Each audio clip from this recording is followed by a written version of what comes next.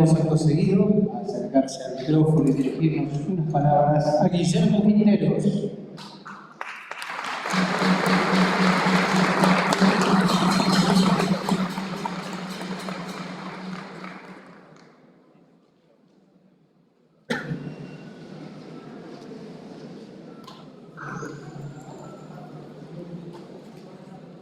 Buenos días, muchas gracias por estar aquí en este acto en el que me toca presentar el libro que titulamos La Plata, abril de 1983, Estudiantes contra la dictadura en la universidad. Este libro tiene una pequeña historia detrás. Un grupo de amigos de WhatsApp, que llamamos Encuentro Franja del 83, nos reunimos a comer, celebrar la vida y hablar de política sin que nadie intentara imponer líneas partidarias.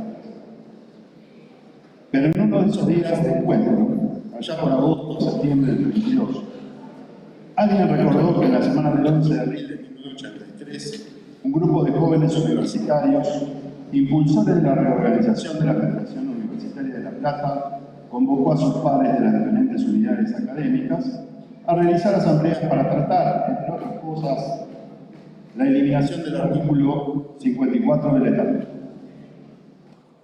No imaginaban lo que iba a suceder. En el medio de los muchos recuerdos, siempre caóticos, escuché decir que se podía hacer un acto y repartir unos cuadernillos con fotos y documentos de aquella época.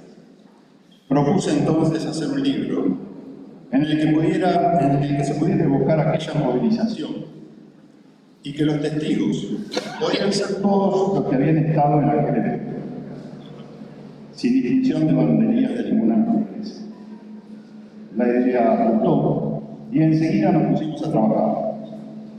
La tarea no fue fácil, porque lograr que escribieran unas pocas páginas o que hablaran sobre el asunto demoró bastante. Por esta razón es que terminamos acotándolo a los más cercanos de este grupo, dejando abierta la posibilidad de continuar incorporando testimonios a la versión digital. Porque este libro tiene ciertamente dos versiones.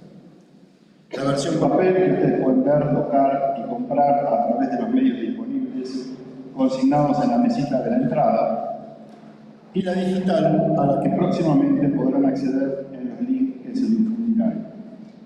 Debo señalar que hemos impreso una corta edición en papel, razón por la cual no tenemos ejemplares para repartir, de manera que muy democráticamente vamos a quedarnos.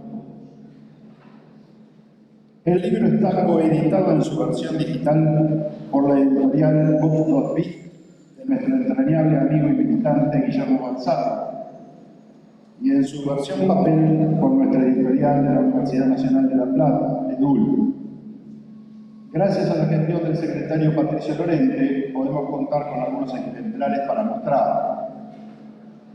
Llegamos muy ajustados con los tiempos, pero hemos cumplido el objetivo de presentar el libro en este año.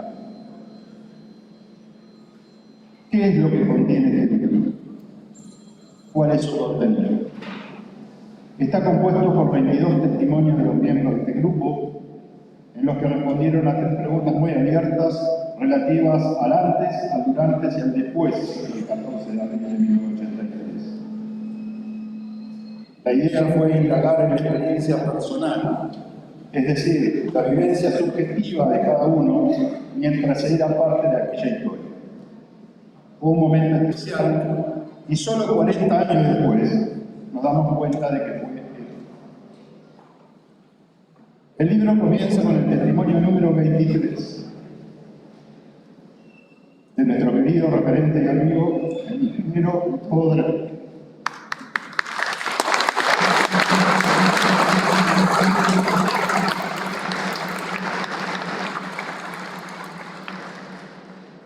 El pirata nos dejó una larga entrevista en 2017 a propósito de la realización de otro libro para conmemorar los 100 años de la reforma universitaria. Insertamos aquí una parte de lo publicado en ese texto y algunos fragmentos de la entrevista inédita para homenajear a tan distinguido dirigente. Esos 23 testimonios dan cuenta de buena parte de una generación de jóvenes universitarios que se incorporaron a la militancia estudiantil. Venían de todas partes del país, se hicieron amigos de sus compañeros platenses, venían de escuelas donde se enseñaba instrucción cívica mientras estaba prohibida la actividad política. Y los presidentes y demás autoridades eran generales, almirantes o brigadieres. Venían de una sociedad en la que era frecuente tomar como referente a militares de las distintas armas, porque los funcionarios más altos de más alto rango de las instituciones eran militares. Venían de distintos colegios, como por ejemplo del Colegio Nacional de nuestra universidad, una corte castigada por el rector Guillermo Gallo, el mismo militar, porque un grupo de adolescentes se había mofado públicamente de su apellido en un acto de fin de curso. Así de pequeña y mezquina era la visión de los dictadores. No podemos olvidar aquella situación de hace 40 años, porque llegamos a la universidad con la carga de haber sido bombardeados por un discurso antipolítico, con la justificación de las muertes y desapariciones resumida en la frase tan repetida de algo habrán hecho. Por haber sido las clases 1962 y 63 las que fueron a la guerra de Malvinas, por habernos iniciado en una adolescencia sin diálogo, sin libertades públicas, sin discusión y sin explicaciones.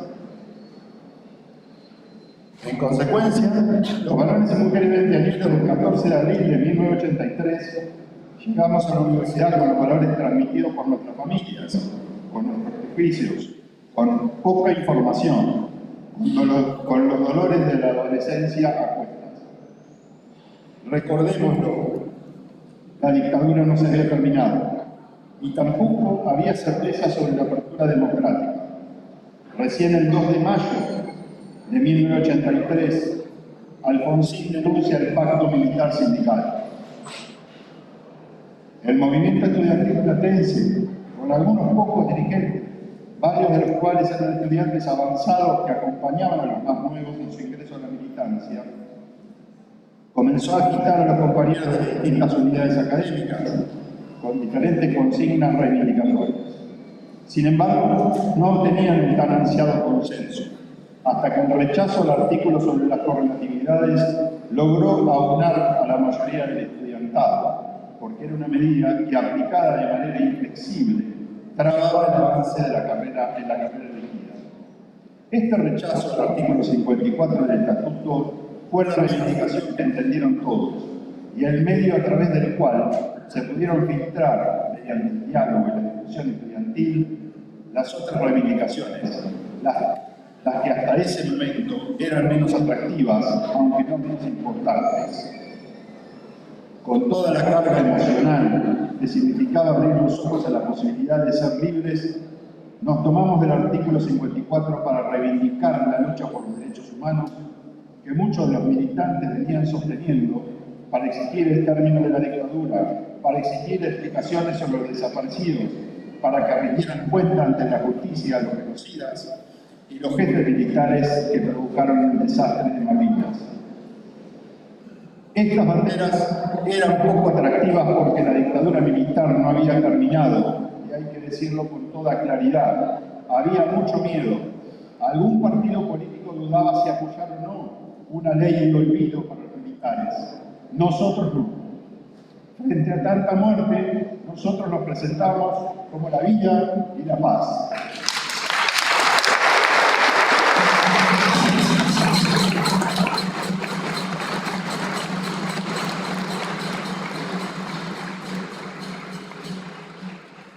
En ese contexto, aprendimos y nos hicimos fuertes en el proyecto reformista. Pedimos por la autonomía universitaria, un principio tan fundamental para las universidades públicas. Principio que había sido establecido por la ley de 1885, conocida como Ley Avellaneda, que dictaba las bases sobre las que debían sancionarse los estatutos de las universidades públicas. Reclamamos el cogobierno de las tres claustros elegidos en elecciones autónomas, libres y periódicas, un cogobierno que respetara a las minorías proporcionalmente representadas en los organismos colegiados. Exigimos la libre sanción de los estatutos universitarios, la libertad de cátedra y de discusión sobre los planes y programas de estudio. Demandamos el pleno gobierno, administración del patrimonio y de administración del patrimonio de la universidad, de acuerdo a las normas estatutarias. Exigimos también la gratuidad de la enseñanza universitaria y la periodicidad de todos los cargos obtenidos en concursos públicos. Muchas de estas cuestiones fueron puestas en práctica, pero los tiempos que corren generan desafíos nuevos.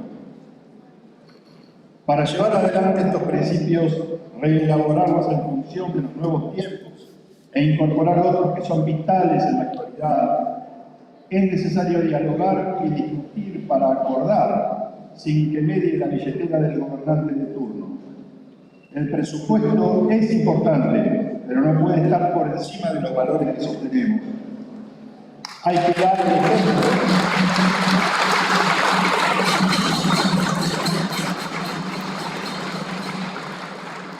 Hay que dar el ejemplo y practicar lo que decimos, porque son los principios fundamentales de la reforma universitaria. Cuando digo dialogar y discutir para acordar, es porque advierto que falta diálogo en y entre los claustros. Ante bien, se viene practicando la democracia del silencio, y eso no es democracia. Es en el mejor de los casos comodidad, y en el peor cobardía. Ello obedece a que muchos no quieren involucrarse en discusiones que terminen encasillando y encerrando en compartimentos ideológicos estancos. Nuestra historia reciente está plagada de acusaciones tales como subversivos, comunistas, izquierdosos, de derecha, zurdos. La reforma universitaria impulsaba la discusión fructífera entre diferentes posiciones y corrientes de opinión, porque el principio fundamental de las universidades públicas es el de la igualdad de todos sus integrantes. Si hay una institución que no tiene prejuicio de ninguna naturaleza, es la universidad, es la igualdad del foro, es la democracia en su máxima expresión. Por eso, no abandonemos la discusión, no tratemos de manera despectiva a quienes intuimos que piensa de otro modo, pero sentémonos a dialogar, conozcamos lo que piensa, encontremos denominadores comunes para avanzar hacia un futuro que se nos presenta incierto. Aquel 14 de abril de 1983 no sabía qué iba a suceder. La incertidumbre era muy grande. No teníamos comprada ni la democracia, ni la vida, ni la libertad.